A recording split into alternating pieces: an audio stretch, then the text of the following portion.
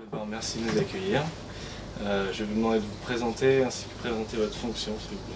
Alors moi je m'appelle Bernard Siménoer et je suis franchisé, je ne sais pas si vous savez ce que c'est, mais en gros j'ai les restaurants McDonald's de la région de Touraine, dans le sens large de Touraine, puisque ça va aujourd'hui de Vendôme dans le Loir-et-Cher jusqu'à Saumur qui est 100 quelques kilomètres plus loin. Voilà. Donc, on ouvre le 14e restaurant la semaine prochaine. Donc je suis le gérant des sociétés d'exploitation des différents établissements. Donc au niveau des responsabilités, elles sont à quelle échelle? Vous évaluez comment? Eh bien les responsabilités, en réalité pénalement je suis responsable de tout, puisque étant le gérant des différentes sociétés, on a le droit de déléguer des responsabilités. Mais aujourd'hui le champ d'action est vaste, puisque ça va d'achat des terrains, à la construction, à l'exploitation, le recrutement. Bon, évidemment, j'ai des gens pour recruter, des gens pour le former, mais leur responsable ultime, le coupable, c'est moi. Donc la réussite, c'est toujours les autres, mais non, voilà, un poste comme ça, celui-là, on est une PME, donc j'ai pas de patron, je peux m'en prendre qu'à moi-même.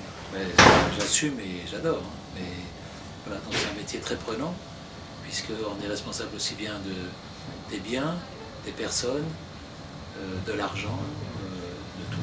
C'est vraiment marketing local, enfin absolument tout. Et comme en plus j'appartiens à un grand groupe, j'ai la chance de pouvoir participer à la vie du groupe. Et donc pouvoir endosser des responsabilités à l'échelon de l'Europe, et donc travailler avec des collègues de différents pays européens, ce qui est très enrichissant également. D'accord. Et pour en arriver là, qu'est-ce que vous avez fait avant en termes de... Travailler dur. Travailler dur. Voilà. En diplôme, vous avez fait un... Vous voulez jouer la vérité, toute la vérité, avec la vérité? Si vous voilà. Donc j'ai arrêté mes études en classe de première. Je suis allé travailler chez Carrefour. J'ai commencé comme employé libre-service à étiqueter ce qu'on appelle les tables de marque. À l'époque, il n'y a pas de code barre. C'était une époque où vous n'étiez pas né, puisque j'ai commencé en 1973. Et donc toute la journée, mon travail, c'était étiqueter les produits qui arrivaient dans des gros cartons. Et j'ai quitté Carrefour en 88 ou 89, je ne m'en souviens plus exactement. Et j'étais au directoire de Carrefour à Taïwan quand j'ai arrêté. Donc j'ai fait toute une longue carrière, absolument passionnante et formidable chez Carrefour, passant par tous les postes, de l'employé de base au directeur d'hypermarché, puis directoire de la société. Et un jour, j'ai voulu devenir mon propre patron. Donc, n'ayant pas d'idées brillantes comme peuvent en avoir certains pour créer quelque chose de formidable, eh bien, je me suis dirigé vers ce qu'on appelle la franchise, c'est-à-dire prendre un concept clé en main.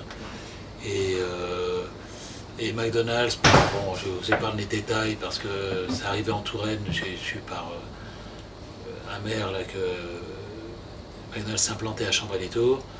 Donc j'ai posé ma candidature parce que un McDo, ça ne représentait même pas une boulangerie-pâtisserie d'un hypermarché. Donc ça me paraissait être voilà, à ma dimension. Et puis bien on l'a pris parce que vous voyez, 24 ans plus tard, on a donc 14 sites et 900 salariés. D'accord. Est-ce que vous pensez que vous allez vous étendre vers l'étranger en quelques années ou... L'étranger? Oui. Ah non, il faut rester humble. Vous savez, aujourd'hui, moi, aujourd'hui, comme activité professionnelle, j'entends, c'est uniquement McDonald's. Je ne veux pas me diversifier. Je veux continuer de développer l'enseigne ici et alentour. Après, ils n'ont pas besoin de moi pour se développer à l'étranger. McDonald's est présent dans quasiment tous les pays. Il doit y avoir, je crois, 35 000 restaurants dans le monde. Donc les 14 petits, ça pèse pas lourd à côté. Non, restaurant. Après, à l'étranger, pour d'autres activités avec mes enfants, dans le sport notamment, oui, mais pas professionnellement. Et est-ce qu'il y a quelque chose que vous aimez en particulier dans votre travail? Oui, il y a quelque chose que j'aime. Alors, ce que j'aime par-dessus tout, et c'est la seule réussite qu'on peut s'attribuer, c'est de prendre des personnes, des hommes et des femmes, jeunes, qui sont un peu ce qu'on appelle en rupture de société, qui ont parfois loupé leurs études, ou qui ont eu des mauvaises orientations professionnelles, qui sont un peu perdus, qui qui sont parfois même un peu rejetés par leur famille, qui viennent ici en disant bon, il faut bien que j'arrive à manger, donc je vais faire quelques mois chez McDo. Et puis 5, 10, 15 ans après, ce sont des gens qui sont directeurs de restaurants, ou qui sont même superviseurs, voire plus, qui sont devenus de véritables experts dans la profession, qui sont reconnus. Et là, je pense qu'on a un vrai rôle, on a un vrai apport pour la société au sens large du terme. Et ça, c'est formidable. Et ça, malheureusement, aujourd'hui, j'ai plus l'occasion de recruter, mais je connais encore les gens et j'essaie de passer un peu de temps avec eux. Et c'est ce que je préfère, et c'est ce qui est vraiment de plus passionnant. Et donc, est-ce que vous pouvez nous décrire une journée type? Une journée type, alors, il faut que vous sachiez que j'ai 60 ans. J'ai commencé à travailler à 18 ans, donc ça ne fait que 42 ans que je travaille. Donc la journée type, c'est lever à 6 h du matin.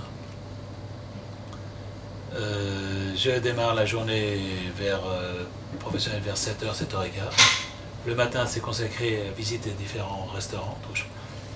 C'est trop étendu pour tous les faire dans la matinée, mais j'en fais un certain nombre, où je vois les différents responsables, on aborde leurs préoccupations ou des sujets divers et variés, sur des problèmes du moment ou ce que j'ai pu voir d'intéressant ailleurs.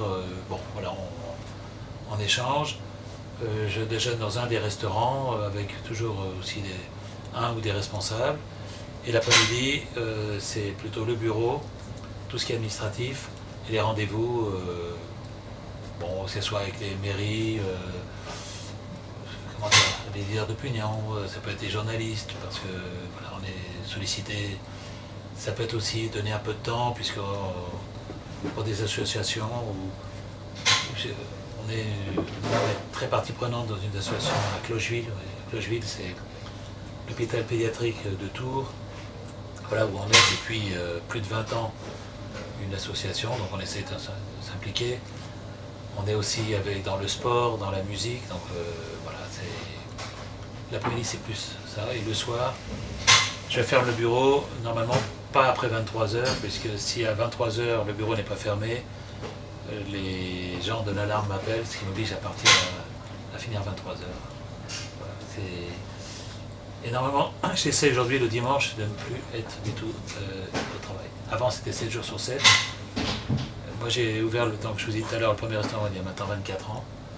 Donc cette année, j'essaie de passer un peu le relais aux autres et m'octroyer un peu de temps libre. D'accord. Et donc, selon vous, quelles sont les qualités nécessaires à votre fonction? Honnêtement, je ne sais pas. Bon, d'abord, je pense que si on veut que ça fonctionne, il faut de la passion. Nous, on a un métier de service, donc basé sur les hommes, donc il faut de la passion de la marque que l'on représente, du produit que l'on vend, et surtout et avant tout, des gens qui nous entourent. Soit on aime les gens avec qui on travaille, soit on ne les garde pas, ou on change de métier. Voilà. Notre richesse chez nous, c'est d'avoir... Les anciens ont plus de 24 ans de présence, et les jeunes ont 12-13 ans. Et c'est pour ça que ça marche bien, et ça marche même très bien. Donc voilà, il faut aimer les gens, savoir leur apporter ce dont ils ont besoin, c'est-à-dire une vraie formation, une vraie délégation de tâches, un contrôle derrière, un respect mutuel sans jamais de copinage. Moi, encore une fois, les gens que j'adore, je suis prêt à aller les chercher au bout du monde s'ils ont un souci. Aucun n'est jamais venu chez moi. Il n'y a pas de copains dans le travail. Il n'y a pas de... On ne fait pas de social. On travaille, on s'implique, il y a énormément de respect. Je pense que les gens sont bien payés parce que sinon ils seraient partis depuis longtemps. Mais le respect et la courtoisie, c'est pas le copinage.